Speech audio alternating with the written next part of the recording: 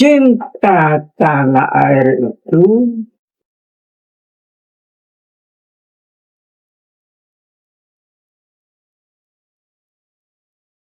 soheh dan ajaib. Maknanya soheh jika diamalkan menimbulkan macam-macam keajaiban. Bagi kami, tidak ada tanah air sonder kemerdekaan. Tidak ada kemerdekaan sonder tanah air. Kalau tuan-tuan menyerang kami dengan pedang dan bom dan beril dan meriam, maka kami akan melawan mati-matian, berkelahi mati-matian. Dan yakinlah, tuan-tuan tidak dapat mematahkan kami. Kami pasti dibantu Tuhan. Kami pasti akan merdeka.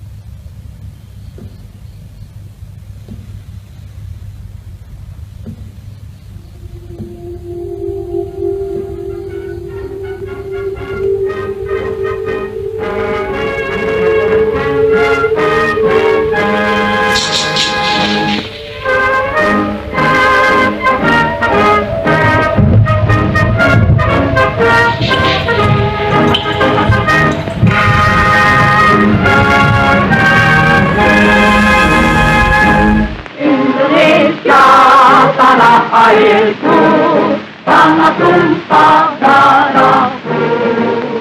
Di sanalah aku berdiri, jadi pandu hidupku. Indonesia kebangsaanku, bangsa dan tanah airku. Marilah kita berseru, Indonesia bersatu. Hiduplah tanahku, hiduplah negeriku, bangsaku, rakyatku semuanya. Bangunlah jiwanya, bangunlah badannya untuk Indonesia Raya. Indonesia Raya, merdeka, merdeka, tanahku, negeriku yang ku cinta. Indonesia Raya, merdeka, merdeka, hiduplah Indonesia Raya. Indonesia, tanah yang mulia, tanah kita yang kaya.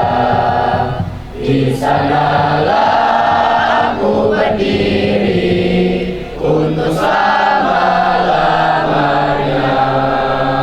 Indonesia, pusaka kita semuanya. Marilah kita mendoa Indonesia bahagia. Suburlah tanahnya, suburlah jiwanya, bangsanya, rakyatnya semuanya. Sadarlah hatinya, sadarlah budinya untuk Indonesia Raya. Indonesia Raya, merdeka, merdeka, tanahku, negeriku yang ku cinta. Indonesia Raya, merdeka, merdeka, hiduplah Indonesia Raya. Indonesia, tanah yang suci, tanah kita yang sakti. Di sanalah aku berdiri, menjaga ibu sejati. Indonesia, tanah berseri, tanah yang aku sayangi. Marilah kita berjanji, Indonesia abadi. Selamatlah rakyatnya, selamatlah putranya, pulaunya, lautnya, semuanya. Majulah negerinya,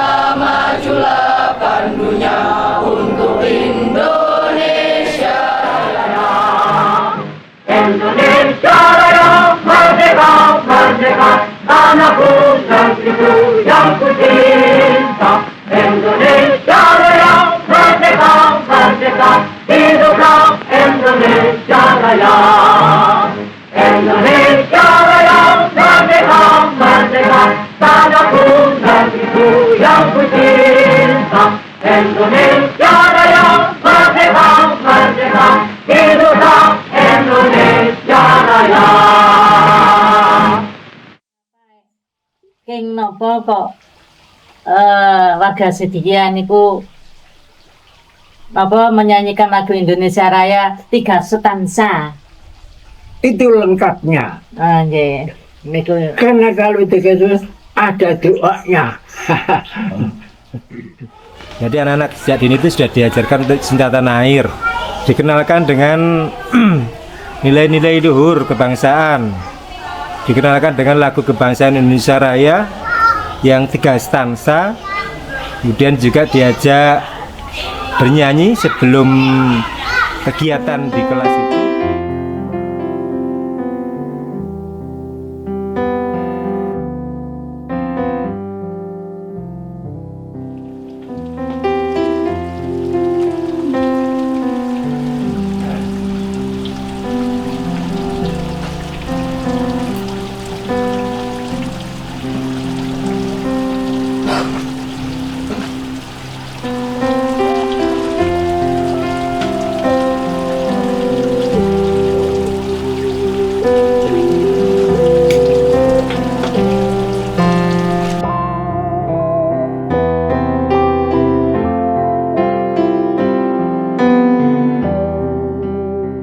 Abah tanglet niku mau King nopo tengene Sedia kok yang ditekankan kok cinta tanah air. Iya, iya. Dan nyuwun diparingi penjelasan.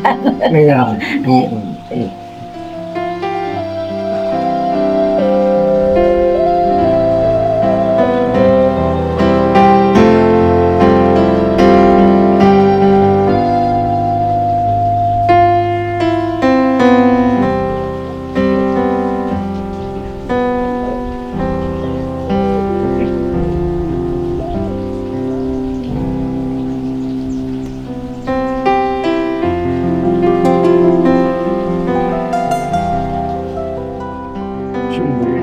Nggih, Bang.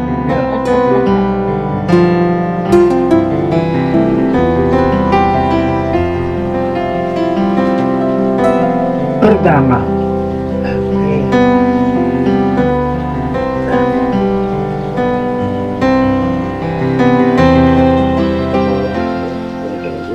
di dalam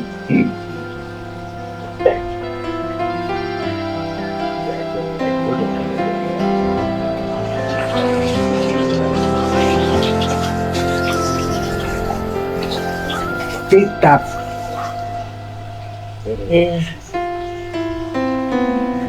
Dirratul Muntasiro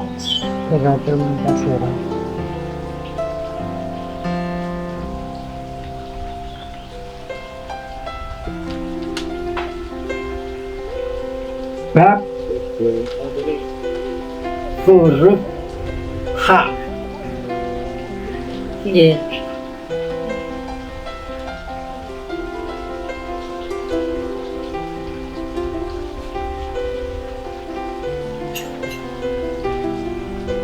Rasul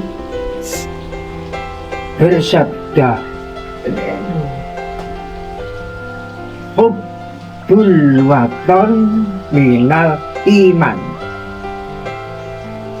Cinta tanah air itu bagian dari iman.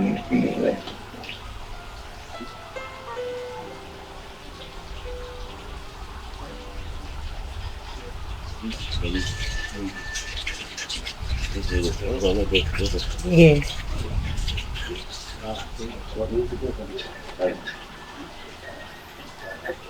Kemudian hadis tersebut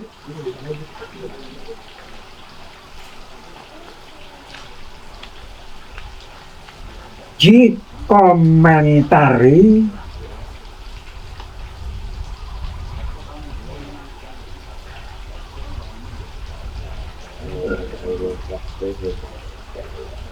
dalam kitab Dirratul Muntasiro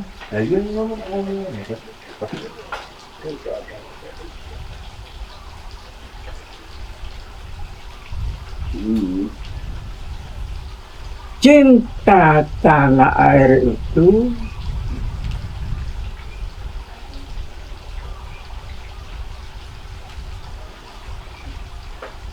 sahih dan ajaib. Maknanya sahih jika diamalkan menimbulkan macam-macam keajaiban. Itu di kitab Durrul Muntasirah.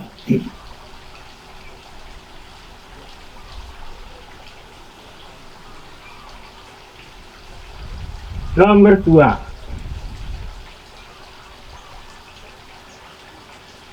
hadis tersebut dikomentari di dalam kitab Hukukul Hayakin.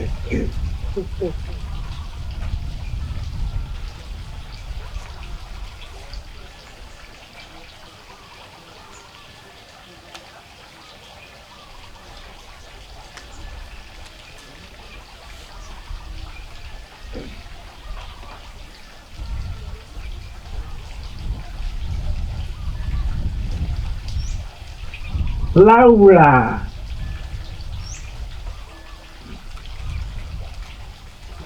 kana hubbul watan la kharibal bilad. Seandainya tidak ada cinta tanah air, roboh negara itu.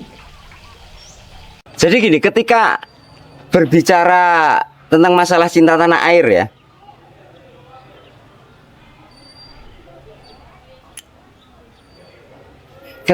ketika berbicara cinta tanah air, kita miris melihat keadaan Indonesia sekarang. Kita miris melihat keadaan Indonesia sekarang. Berbicara realita, mohon maaf. Misal ya, contoh sederhana. Saya lupa itu di pasal berapa, bab berapa, yang jelas di salah satu batang tubuh Undang-Undang Dasar 1945. Di situ jelas berbunyi bumi dan air dan kekayaan alam yang terkandung di dalamnya dikuasai oleh negara dan dipergunakan untuk sebesar-besar kemakmuran rakyat. Bunyi undang-undangnya sangat jelas. Tapi realitanya digunakan untuk sebesar-besar kemakmuran rakyat, kalau orang Jawa bilang. Rakyat itu istri. Makanya saya dan seluruh murid-murid Thoreko Sedikiah itu saya gerakkan, saya timbulkan semangatnya mensyukuri tanah air Indonesia menjadi gerakan syukur.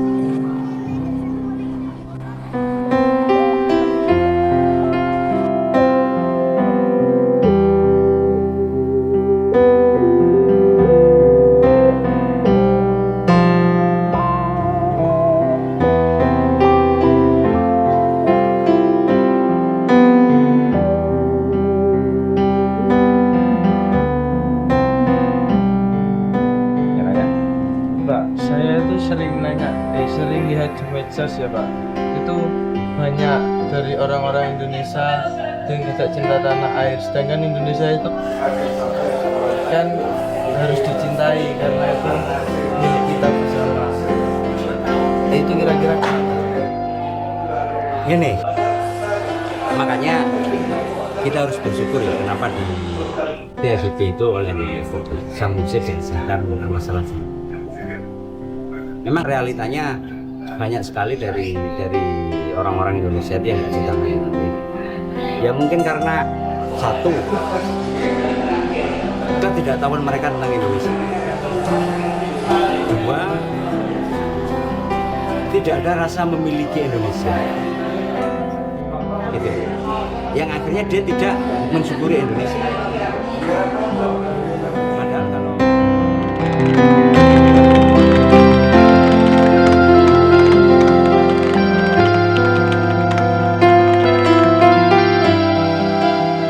di pesantren Majma' Al-Bahrain ini ada sekolahnya, yang sekolahnya itu namanya Tarbiyah Hidrul Ulum wal Banat.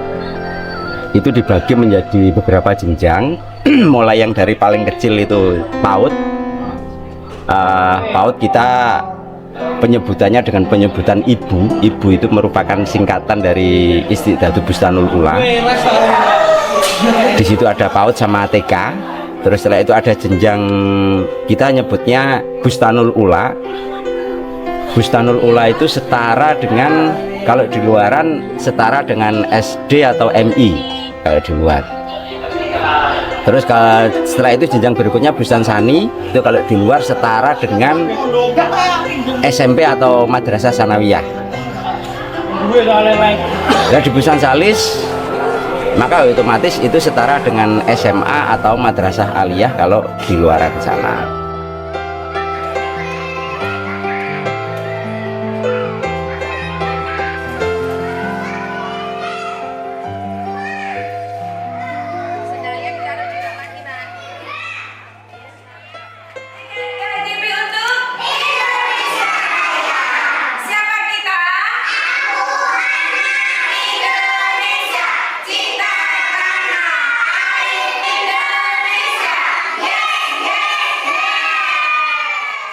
Taman kanak-kanak atau kelompok bermain yang ada di pesantren Majma' Al-Bahrain ini ada penekanan lebih kuat, lebih khusus, yaitu di bidang cinta tanah air. Jadi anak-anak sejak dini itu sudah diajarkan untuk cinta tanah air, dikenalkan dengan nilai-nilai luhur kebangsaan. Karena bagian daripada Hidrul Wal Banat, pasti visi dan misinya sama dengan Bustan Ula, Bustan Salis dan selanjutnya, mempunyai visi dan misi yang sama. Yang mana di sini pada garis besarnya itu diajarkan untuk santri-santrinya atau para murid-muridnya itu mengarah kepada kesadaran beragama dan kesadaran bernegara. Di Bustan Salis ini yang diberi amanah untuk menjadi kepala sekolah itu saya. Kalau mengenai masalah perbedaan dengan sekolah yang di luar, yang pertama otomatis dari sisi materi pelajaran.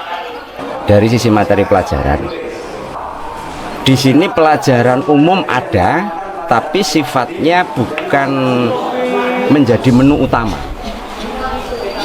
Yang menjadi menu utamanya itu pelajarannya kami lazim menyebutnya dengan 6 pelajaran induk. 6 pelajaran induk, yang mana 6 pelajaran induk itu murni susunan Sang Mursyid yang juga pendiri dan penasihat dari Tarbiyah Hidrul Ulum wal Banat, yang mana beliau di dalam nyusun 6 pelajaran induk itu juga beliau merangkum dari ratusan kitab-kitab yang ada. Jadi dari ratusan kitab-kitab yang ada beliau rangkum menjadi 6 pelajaran induk itu. Dan 6 pelajaran induk itu ada, yang pertama itu ada pelajaran Tarikhul Anbiya, berbicara tentang Nabi, sejarah Nabi. Terus yang kedua ada pelajaran Ma'rifatuddin, kalau mungkin kalau di dunia luar itu lebih sering disebut dengan Usuluddin. Terus ada juga pelajaran Husnul Khuluq. Husnul Khuluq itu mengajarkan kepada anak-anak bagaimana kita mempunyai hati yang baik, yang mana di situ poinnya itu diajarkan tentang siapa-siapa saja yang menjadi musuhnya syaitan, siapa-siapa saja yang menjadi temannya syaitan. Yang di pelajaran Husnul Khuluq itu. Terus ada pelajaran Ulumul Quran, Yang mana di pelajaran Ulumul Quran ini berbicara tentang seluk-beluk tentang masalah Al-Quran, tentang wahyu pertama surat apa, bagaimana prosesnya dan sebagainya, termasuk di dalam juga ilmu hadis. Terus ada pelajaran Ma'rifatullah. Pelajaran Ma'rifatullah itu mengajak kepada anak-anak untuk benar-benar bisa mengenal Allah. Tapi poinnya di pelajaran Ma'rifatullah itu juga dasar awal itu diambilkan dari pembukaan Undang-Undang Dasar 1945. Jadi justru untuk menuju kepada Ma'rifatullah di pelajaran itu dasarnya diambilkan dari pembukaan Undang-Undang Dasar 1945. Dikenalkan dengan Pancasila yang setiap saat sebelum pelajaran, sebelum berkegiatan pun juga dibaca Pancasila untuk anak usia dini. Kemudian juga dikenalkan dengan hadis Hubbul Watan Minal Iman, bahwa cinta tanah air itu adalah bagian daripada ini. Ini dilakukan setiap hari sehingga sampai hafal, bahkan ada membacakan Sumpah Jati Diri Bangsa. Dari Sumpah Jati Diri Bangsa ini, mereka anak-anak itu dikenalkan bahwa diri mereka itu adalah anak Indonesia.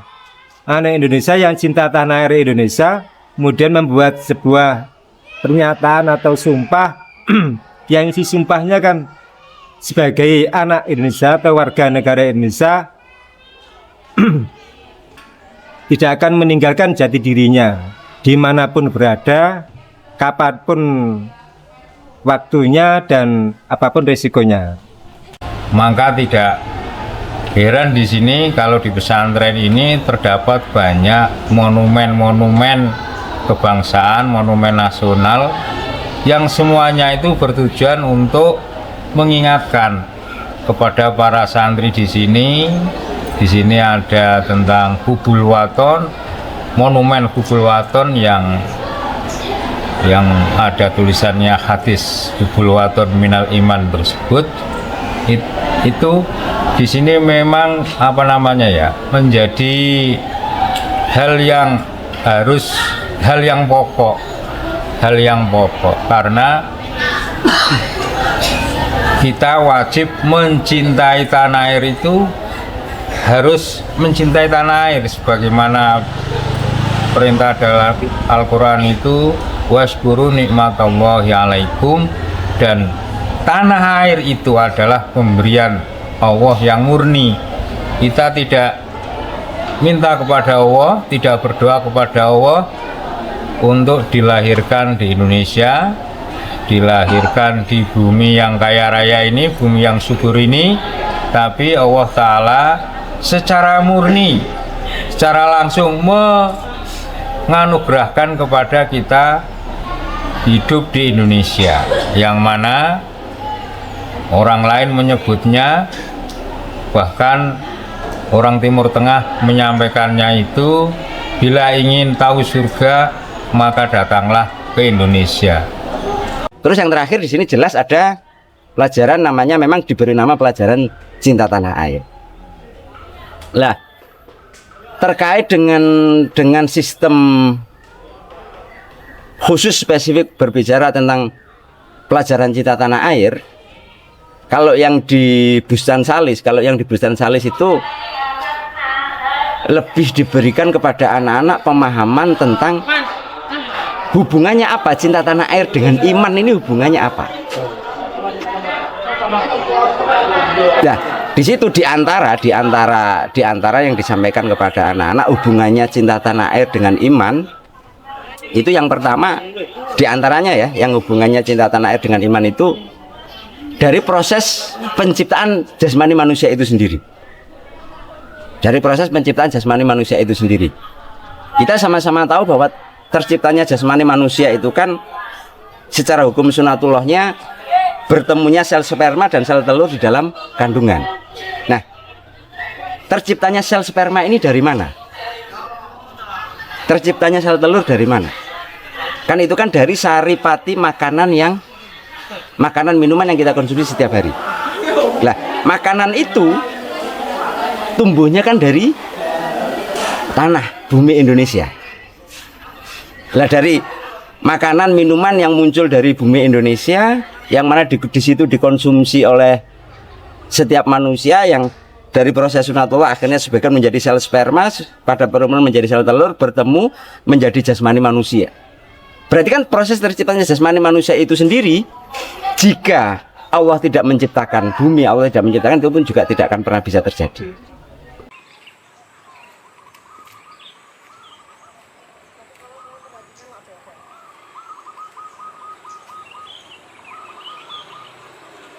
Saya Purbaretno Kartikasari dari Tarbiyah Hifdzul Ghulam wal Banat Bustanus Salis tingkat 12. Di sini saya akan sedikit menjelaskan seberapa pentingnya cinta tanah air itu. Kenapa cinta tanah air itu penting? Kalau kita melihat diri sendiri kita ini terdiri dari zat, air, dan tanah. Itulah mengapa kita harus cinta tanah air. Karena kalau kita tidak cinta tanah air, sama saja kita mengingkari wujud jasmani kita sendiri. Maka itulah mengapa kita harus benar-benar cinta tanah air, menginsyafi dan menyadari bahwa diri kita ini benar-benar harus cinta tanah air. Saya Samaratul Khalwat dari Tarbiyah Hifdzul Ghulam wal Banat Bustanus Salis tingkat 12. Menurut kami, cinta tanah air itu adalah sangat penting. Terlebih lagi, kita hidup di tanah air Indonesia yang memiliki banyak keragaman suku, budaya, dan ciri khas lainnya yang berbeda-beda. Kita dari lahir sampai mati, insya Allah juga akan tetap berada di tanah air kita ini dan akan tetap membutuhkan tanah air kita ini. Kita bernafas juga dari tumbuhan-tumbuhan yang hidup di tanah air kita ini. Kita makan juga kita berasal dari tumbuhan-tumbuhan yang ada di tanah air kita ini. Sampai kita mati pun nanti, insya Allah kita juga akan dikebumikan di tanah air kita yang tercinta ini. Oleh sebab itu, sebagai bangsa Indonesia, wajiblah kita mensyukuri tanah air kita dan juga melaksanakan cinta tanah air yang benar-benar cinta tanah air.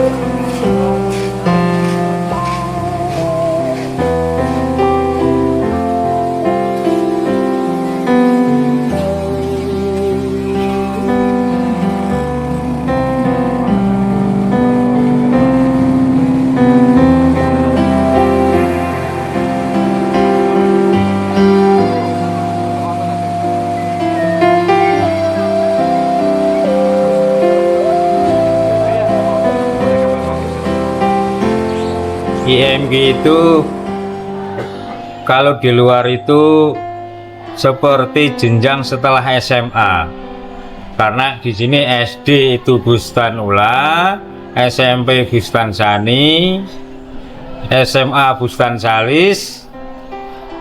Nah, untuk IMG ini setelah dari SMA. Nah, sebetulnya sejarahnya itu seperti ini. Dulu ketika pertama kali Mursyid Thoreko Siddiqiyah itu mengajar setelah lulusan dari Tarbiyah Hifdzul Ghulam wal Banat, dulu tingkat 9, kelas 9 itu usia anak-anak itu sudah besar-besar, karena masuknya awalnya ke sini itu dulu dari usia yang berbeda-beda.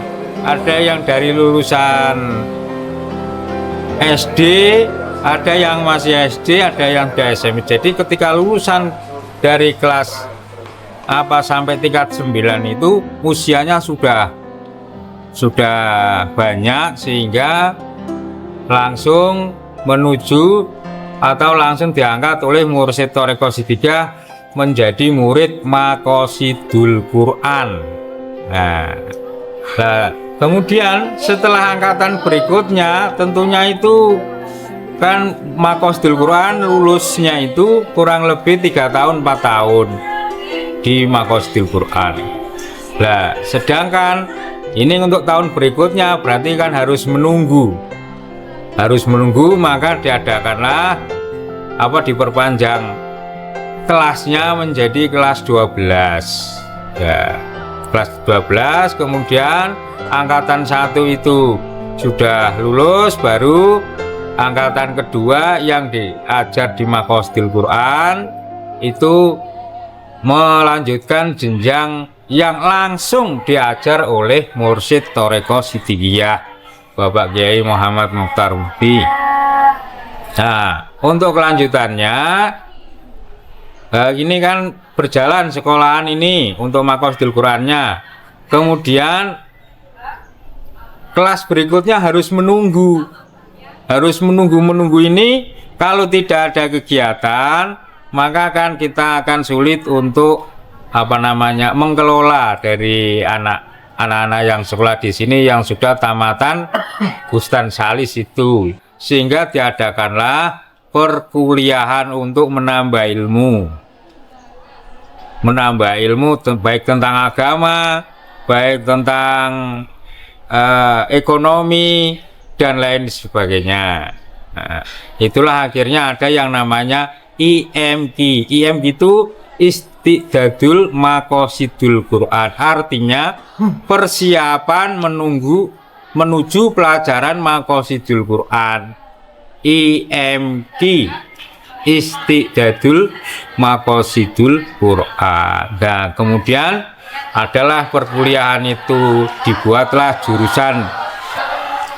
Ada jurusan manajemen, ada jurusan keguruan, dan kalau rencananya sih banyak jurusan, tapi masih yang ada hanya di 2 jurusan itu.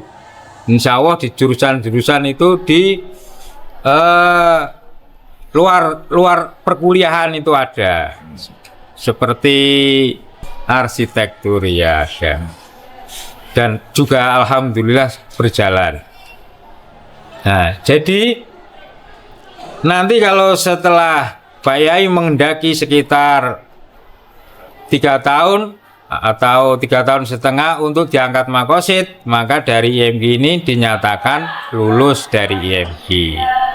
Jadi ada rata-rata 6 semester diangkat di Maqasidul Quran. Nah, fungsinya apa di IMQ itu? Ya, kita untuk penambahan materi-materi ilmu yang untuk modal kita nanti ketika di masyarakat. Kita ketika melanjutkan ajaran Thariqah Siddiqiyah pasti dibutuhkan ilmu-ilmu masyarakat yang lain. Nah, kita perlu menyiapkan ilmu-ilmu atau ilmu alat di masyarakat luas, sehingga dari kami berusaha mencarikan teman-teman dosen, mencarikan ilmuwan-ilmuwan. Nah, ini fungsinya untuk melengkapi dakwah daripada anak didik dari pesantren Majma'ul Bahrain ini dalam mewujudkan cinta tanah air dan cinta kepada Allah. Nah, ini butuh alat-alat atau ilmu-ilmu alat yang banyak. Perkenalkan, nama saya Ainun Nasiha. Saya salah satu mahasiswi di Al-Istiqdatul Lil Maqasidul Quran. Jadi itu salah satu jenjang pendidikan yang ada di Tarbiyah Global Banat. Nah, di Al-Istiqdatul Lil Maqasidul Quran atau biasa disingkat IMQ, kami diajarkan banyak hal. Di antaranya diajarkan meninggalnya keimanan dan kemanusiaan. Juga diajarkan tentang hubul waton minal iman. Di pondok pesantren kami itu ada monumennya. Nah, kenapa hubul waton minal iman? Di situ kan ada cinta tanah air bagian dari iman, ada cinta daging. Cinta tanpa iman itu cinta bisa menjadi buta. Kalau iman tanpa cinta, iman bisa menjadi lemah. Makanya hubul waton minal iman adalah satu kesatuan yang menunggal. Kemudian juga cinta tanah air itu adalah syukur kepada Allah, syukur kepada manusia, dan syukur kepada alam semesta. Jadi di sini kami diajarkan berbagai kegiatan, berbagai pelajaran, pemahaman yang bisa mengantarkan kami pada sampai tingkat itu.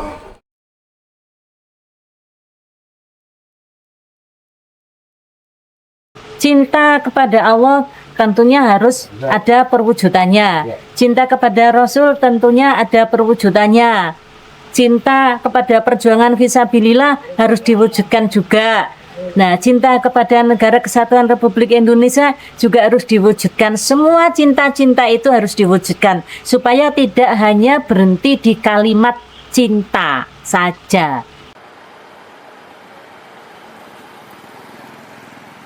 Di dalam Siddiqiyah, Bapak Kiai Muhammad Muhtar Al-Mustaba Mukti itu membuat beberapa organisasi. Di antaranya yaitu ada ORSID dan juga Yayasan Pendidikan Siddiqiyah, ada Dilar Berkat Rahmat Allah Siddiqiyah, ada OPSID dan juga ada Jamiah Kausaran Putri Hajarullah Siddiqiyah. Nah, kebetulan ketua salah satu organisasi Dilar Berkat Rahmat Allah itu adalah saya ketuanya. Nah, di dalam Dilar Berkat Rahmat Allah Siddiqiyah atau disebut DIBRA itu ada beberapa salah satu programnya adalah Rumah Syukur.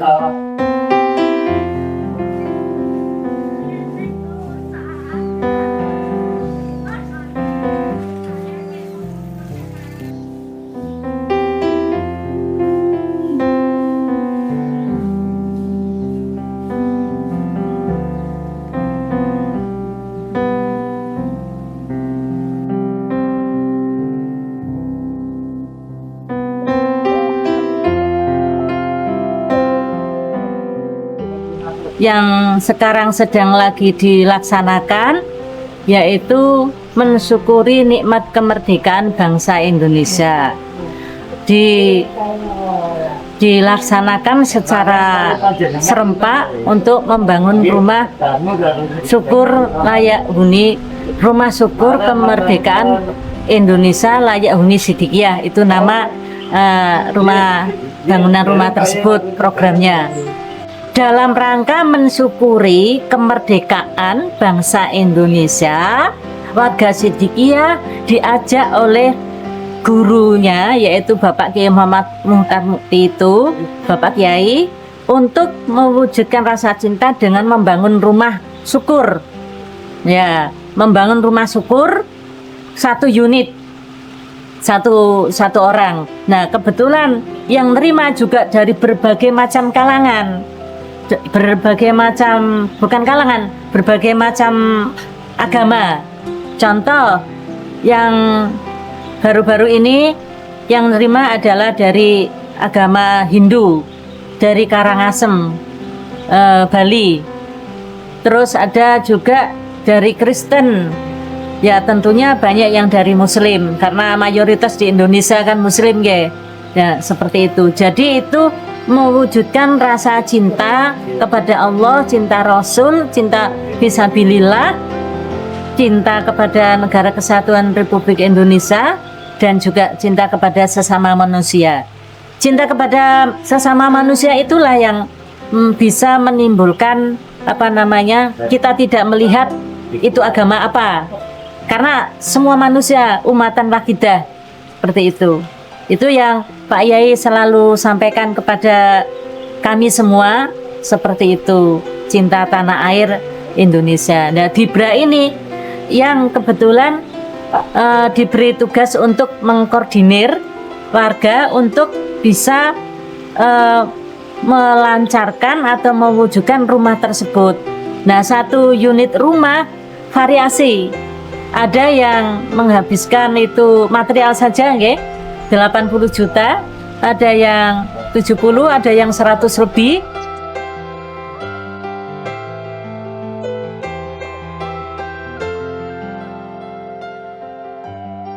Hafsid dididik oleh sang Maha Guru Mursyid Thariqah Siddiqiyah itu untuk mengedepankan kemandirian.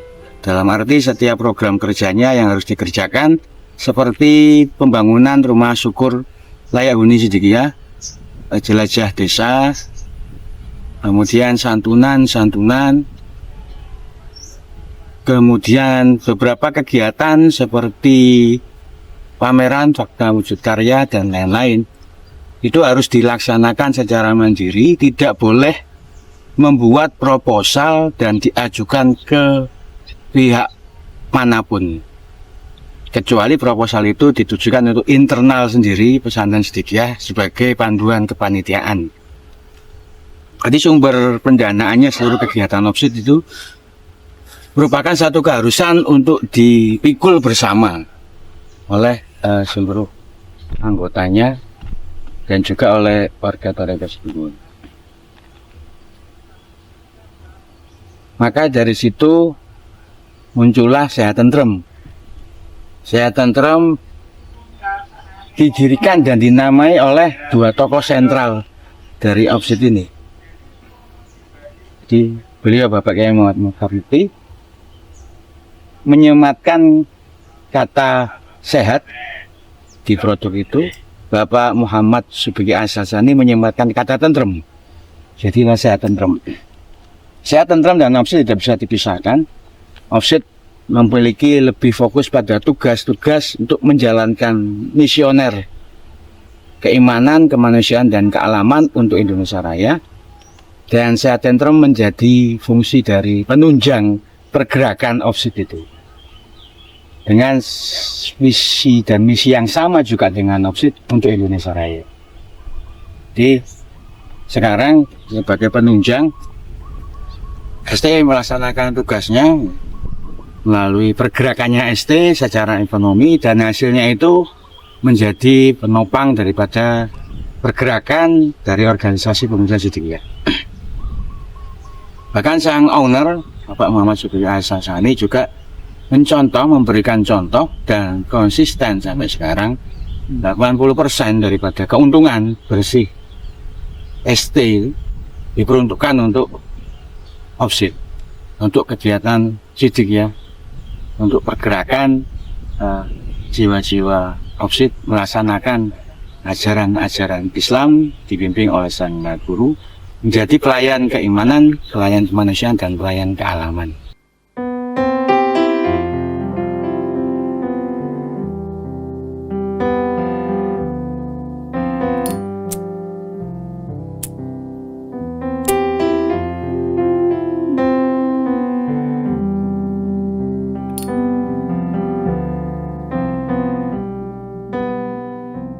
Produk dari SD itu bermacam-macam, baik mulai kretek, rokok Sehat Tentrem, juga ada yang kopi, coklat, pedang salam, dan lain sebagainya. Nah, tentulah SD sebagai rokok Sehat Tentrem asli Indonesia mempunyai sebuah tujuan yang sangat mulia sekali. Dia ingin mengembalikan cita rasa kretek asli Nusantara, yang dimana kita lama dijajah, bukan saja dijajah oleh negara asing dari politik, sosial, tapi juga dijajah dari rasa. Selama ini rakyat Indonesia mengenal rokok itu berbentuk filter, padahal nenek moyang kita sejak era zaman Mataram, bahkan ada yang menyatakan sejak 1511 penjajahan Portugis masuk ke Malaka, mereka sudah menemukan bahwa masyarakat Indonesia itu sudah mengkonsumsi kretek. Nah, kretek ST ini mengembalikan jati diri rasa dari sebuah adikarya luhur. Mengapa? Karena di dalam rokok ST ini murni mengandung tembakau, cengkeh, juga herbal yang membuat banyak bangsa-bangsa asing lebih dari 400 tahun menjajah Indonesia. Nah, rempah-rempah yang terkandung di dalam rokok Sehat Tentrem itulah yang semakin menstimulasi dan mengalami resonansi getarannya antara tembakau, cengkeh, dan herbal menjadi memiliki bukan saja rasa yang nikmat, tapi mempunyai hal-hal yang dirasakan oleh penikmatnya. Dari pengalaman kami keliling Indonesia, bahkan juga ada yang dari luar negeri mancanegara, ketika menikmati rokok sehat tentrem ini, mereka menemukan rasa yang asli yang muncul dari tembakau cengkeh herbal yang bersatu. Itu nikmatnya itu selain dinikmati bagi tubuh terasa, juga nikmatnya ini juga memiliki manfaat. Banyak testimoni-testimoni yang kami temui ketika mereka sudah bertahun-tahun merokok dan menimbulkan efek-efek negatif, kemudian dia berpindah, berpaling ke rokok sehat tentrem, penyakit-penyakit yang mereka derita sebelumnya itu ada yang sembuh. Namun rokok sehat tentrem tetap mengusung sebagai sebuah produk rokok yang di Indonesia kami juga mentaati regulasi pemerintah dengan adanya cukai. Sehat tentrem ini selain mengusung dari nikmat yang asli Nusantara, dia juga mengusung budaya adiluhur Nusantara, yaitu di dalam kemasannya selalu mengangkat budaya batik. Ada batik yang bermotif Sidomukti, ada batik yang bermotif Wahyu Tinurun, dan batik Parang. Tentulah batik yang disematkan di dalam rokok ini bukan hanya sekedar gambaran atau beacon sebuah produk rokok, tetapi mengingatkan kita tentang budaya asli Indonesia yang berwarna batik. Maka di bawahnya sehat tentrem pasti akan tulis untuk Indonesia Raya. Untuk Indonesia Raya ini mengingatkan kita kepada masyarakat Indonesia dengan kembali ke nikmatnya cita rasa kretek, dengan kembali mengingat budaya batik, dia akan timbul rasa cinta. Nah, rasa cinta ini juga disematkan juga di simbol rokok ST yang dilapisi bendera merah putih, biru, dan ST yang berbentuk emas. Merah putih mengartikan bahwa apapun yang kita nikmati itu tujuannya adalah untuk mensyukuri bahwa kita ini sebagai masyarakat Indonesia, kita sebagai warga negara Indonesia wajib cinta. Warna biru menandakan sebuah kecintaan, kebijaksanaan, dan warna ST yang bertuliskan warna emas menunjukkan kejayaan. Harapan ST sendiri sebagai salah satu rokok yang ada di Indonesia itu mengajak masyarakat untuk peduli, untuk cinta kepada tanah airnya. Bagaimana bisa cinta bila kita belum merasakan nikmatnya kretek rokok Indonesia yang asli.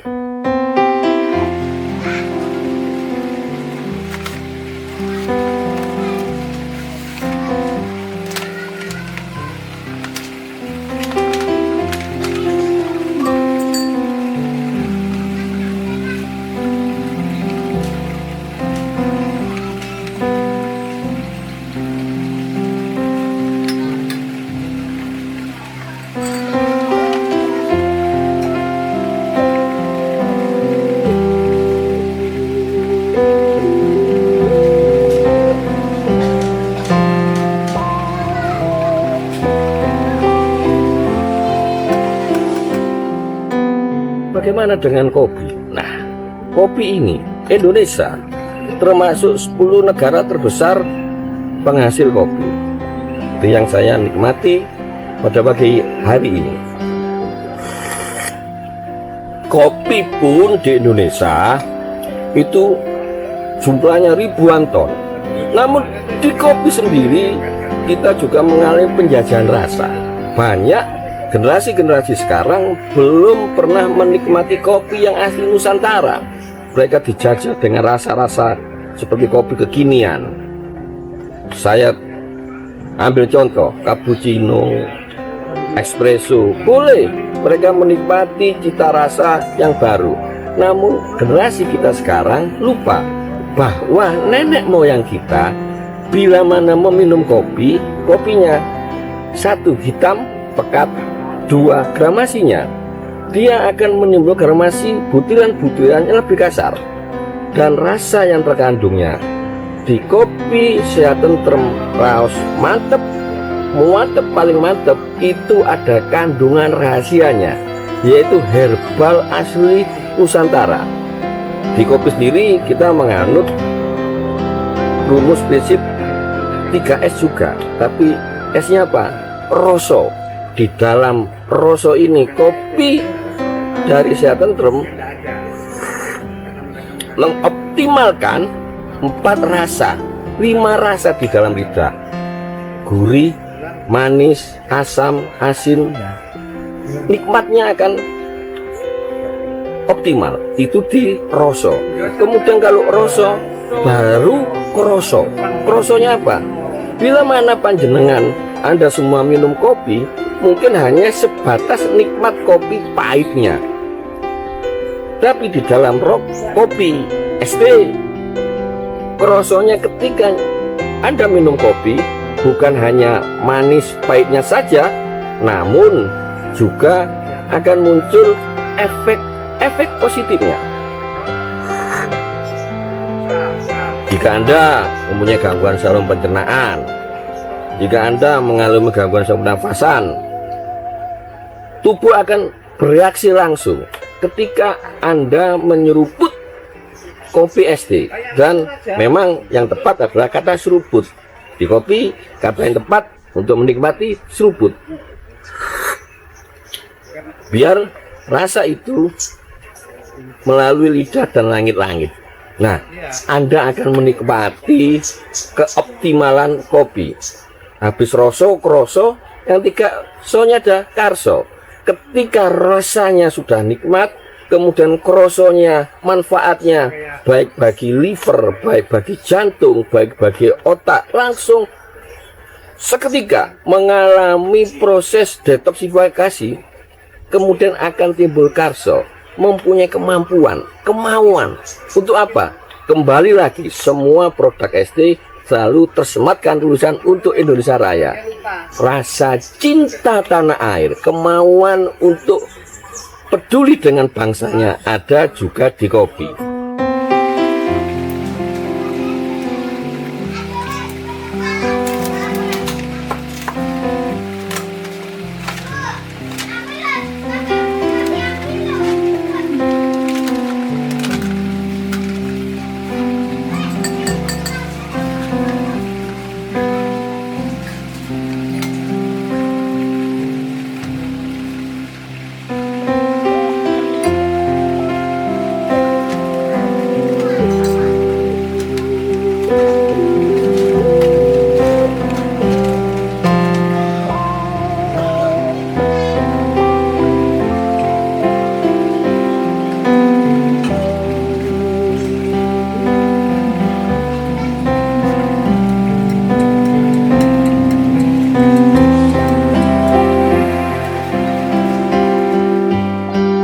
Satu lagi, produk coklat ST. Indonesia termasuk 10 besar negara penghasil coklat. Namun banyak para pecinta coklat yang lupa bahwa coklat yang baik itu adalah coklat hitam yang 35% mengandung coklat. Bukan hanya sekedar coklat yang sekedar coklat susu, coklat putih, tapi coklat hitam, kakao. Di Indonesia, di daerah Sulawesi, Sumatera itu penghasil kakao terbesar. Nah, ST ini kembali lagi mengembangkan kesejahteraan petani, meningkatkan kesejahteraan petani dengan memproduksi coklat ST yang murni. Tentulah bagi orang yang belum pernah merasakan coklat yang murni atau kalau di bahasa percoklatan itu dark coklat, dia akan terkejut. Coklat kok pahit? Bukan pahitnya, namun karena di coklat yang asli kandungannya mengandung hormon-hormon endorfin, dopamin, dan hormon-hormon yang bisa meningkatkan kemampuan tubuh untuk regenerasi sel. Dengan regenerasi sel, maka radikal-radikal bebas di dalam tubuh bisa dapat dihilangkan. Nah, ini manfaat coklat ST. Waridwanum minallahi akbar. Keridaan dari Allah itu lebih besar, lebih indah, lebih mulia daripada surga manapun.